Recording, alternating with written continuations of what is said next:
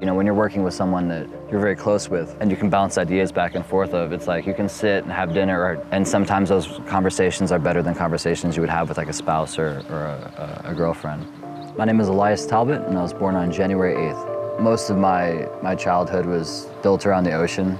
My father specialized in underwater cinematography, so lots of stuff with whales and dolphins and wildlife, things pertaining to the ocean. And my mother was a mother for the first part of my life.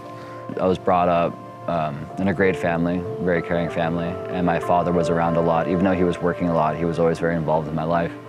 Growing up, my dad did had lots of projects going on when we still lived down here, and so I would often go out on a boat with him or be on projects with him. That's where I learned, I guess, cameras for the first time, and a lot of that was being shot on film.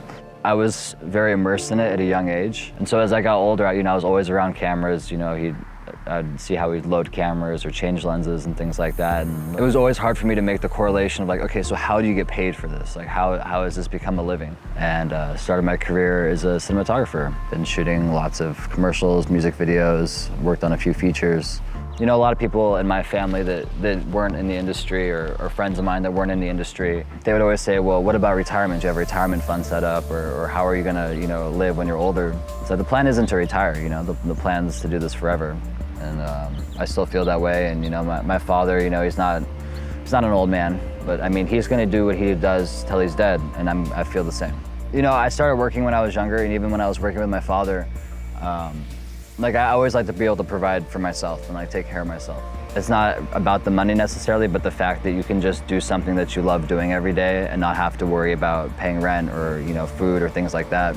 And so when you find something that you really enjoy and you're able to make a living at it, it makes it that much better. Happy birthday to everybody born on January 8th.